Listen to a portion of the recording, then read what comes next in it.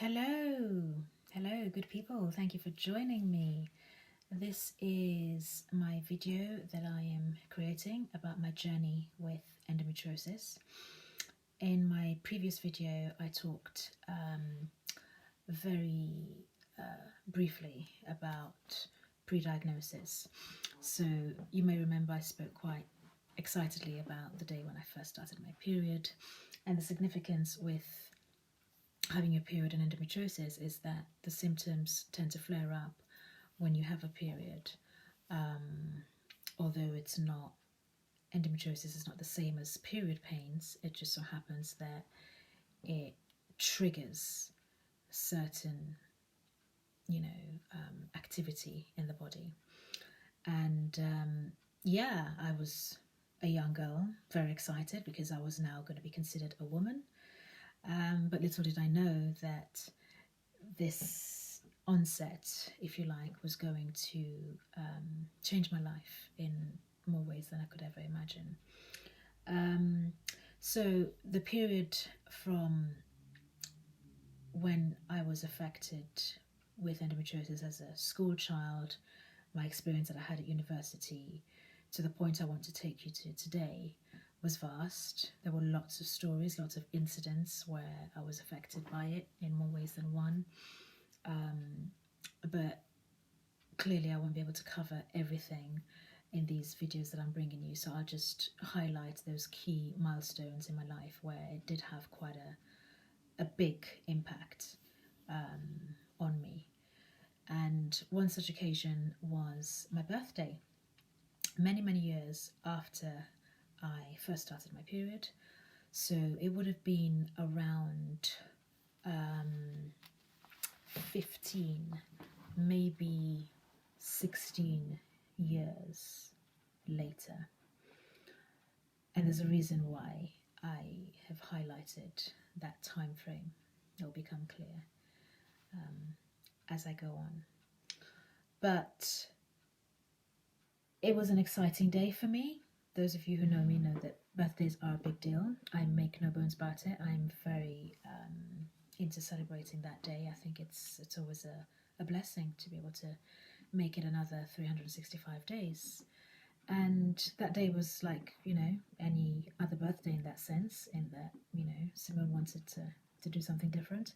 So I was in a relationship at the time, and my ex had organised dinner that evening, which is all fine and great. The only thing was, I had my period, and I hadn't been feeling too well that day.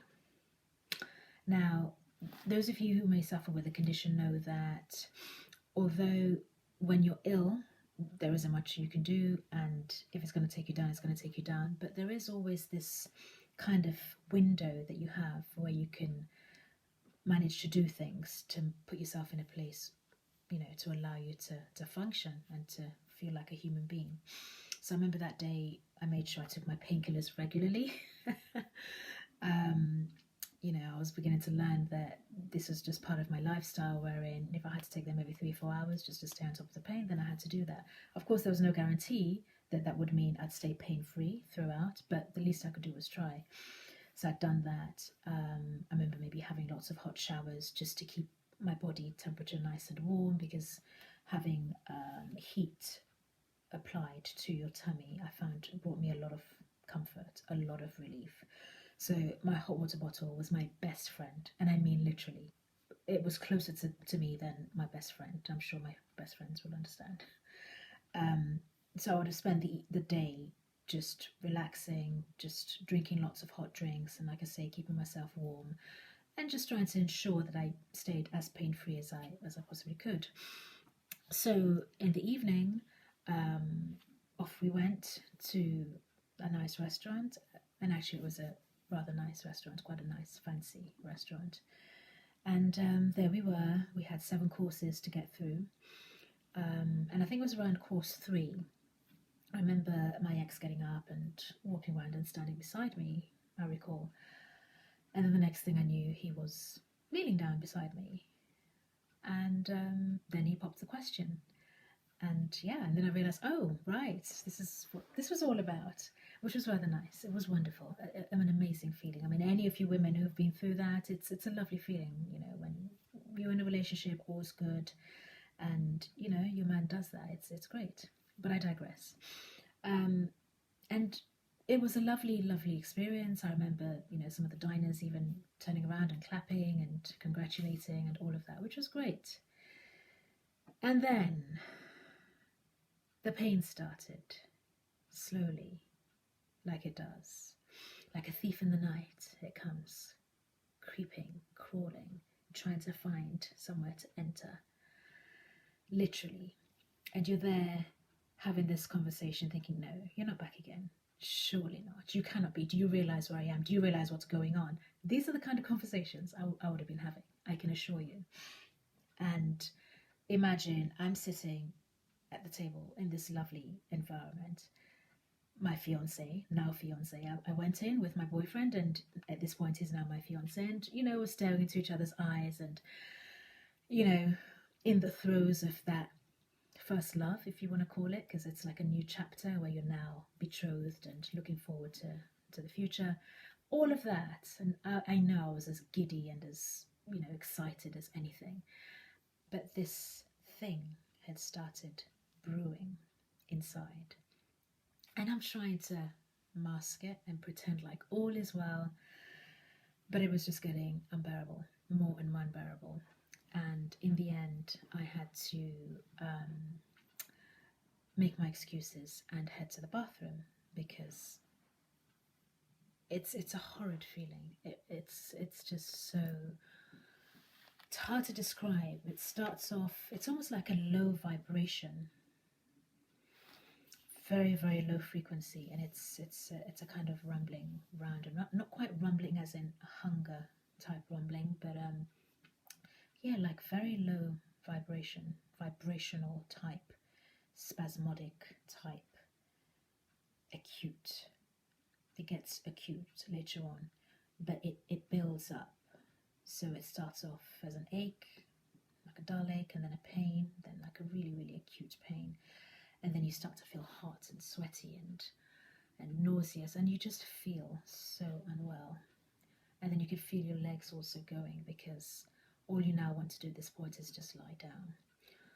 Anyway, I went to the bathroom, and I remember in the bathroom just thinking, this isn't happening. I'm not going to be able to stay the course. We'd only got to around course 3, and I managed to stagger out of the bathroom. I think I got some of the restaurant staff to help me back to my table. My ex-fiance could clearly see that I was very unwell, and we literally had to make a hasty departure there and then. Got a cab and headed straight home. And that was the start of, at the time I didn't know it, I was just hoping that, this was just a really bad period, and it's just unfortunate that it coincided with the day I got engaged. But no. In the weeks to come, I remember the bleeding just being constant, incessant, heavy, feeling very weak, lethargic, and in pain all the time. But the point when I knew I was in trouble was my period had finished, come to an end, as it does, you know, after day 6, day 7, 8. That was the other thing. Your periods are quite long and sometimes a bit erratic. So there might be days where it's light bleeding, and then there are the days when it's just, you know, all over the place, very heavy and draining, just draining. But I knew I was in trouble when period stopped, but the pain carried on, because usually you'd get relief once your period stops. And I was dragging myself to work throughout this time, as usual, pretending like it's all okay. I'm sure you women out there who go through this know exactly what I'm talking about. Not wanting to share, didn't feel I could share, didn't feel anyone would understand, because after all, this is like your period. How am I going to explain that? Yes, it happens because I'm on my period, but it's not really my period that's causing it. It's because I have a health condition. That's what's causing this kind of, you know, really bad pain. You don't want your colleagues to get alarmed. you certainly don't want your boss to get alarmed, start thinking that, oh, is she capable? You know, is she going to take time off work, call in sick tomorrow, all that stuff. So I'd go to work and, you know, they would be frantically typing away at my keyboard and doing the ha-ha hee-hee with everyone and trying to keep it all together. But inside, I was dying, literally. And, you know, I'd gingerly walk to the bathroom to get some relief, go there, plonk myself on the toilet, shut the door and just collapse in the pain. And somehow try and get it together and manage to get it together, come back to my desk and same thing. And I remember even one time I was sitting at my desk and started to feel really unwell. And I just thought to myself, if I could just find a space where I can, you know, just be by myself. You just crave solitude because no one understands. And to be honest, even talking sometimes is difficult because you just want to, if you can just be still and not do anything, that's the best thing you can hope for when you're under attack, when you're dealing with endometriosis pain. So we had a breakout room where we'd normally have, you know, meetings or lunchtime, we'd go there, have our lunch, and it had like louvered windows, you know, the blinds that you could close them rather for privacy. And I actually went in there, closed them, and actually hoped that if I just hid away and just had 5 minutes to myself, I would come to and I'd be okay afterwards. And I did that a few times, and somehow I think I'd take the painkillers, drink lots of hot drinks, hot water, what have you, and somehow I'd managed to find a way to get myself to a point where I could walk without drawing attention to myself, or at least so I hoped, go back to my desk and just carry on and somehow, you know, stagger home somehow. I look back now and it's all a bit hazy. I think, to be honest, the brain does a really good job of just deleting, you know, painful memories, because yeah, there were some pretty hairy moments. But the next hairy moment came when I was, you know, in the throes of arranging an engagement party, and I wanted, you know, like a traditional engagement like we do in, you know, certain parts of Africa. And from my part of the world, we have this, it's almost like enacting a play where, you know, my ex-fiance and his family or entourage would come to my home, my family home, to officially ask for my hand in marriage, you know, to come and speak to my father. And, you know, he'd be given a really hard time. So my family wouldn't even let him in when he first knocks on the door, tries to come in and, you know, do the business. They'd literally give him a hard time at the door, and he'd then have to go into this long thing about, you know, how he's seen the rose and, you know, his life won't be the same again, and this is the reason why he's come to us for my hand and all of this stuff. So I was going to have, you know, like a traditional dress made for that. And I remember on one occasion there I was with my seamstress at the time, and what do you know? The pain started again. And as per usual, it starts off slow and low, this low vibrational, debilitating, and you're hoping and praying that it's not going to get bad, but it did. It got really bad, and I had to abandon everything at that point. And just to make my apologies, I had to call my ex-fiance at the time. He came down and took me straight to hospital because the painkillers didn't work. I mean, I always walked around with a stash of painkillers in my handbag every single day, even when I wasn't on my period. That's how it can play with your mind. So I had my, you know, ready-made chemist in my handbag, took the painkillers, didn't work on that occasion, and yeah, ended up in hospital. And I think that was when my journey with morphine started. And so I will leave it there at this point.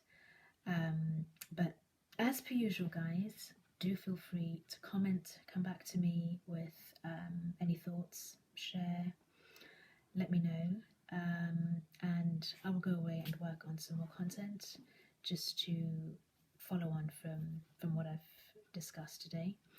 In the meantime, look after yourselves, and I shall see you in the next video. Take care. Bye.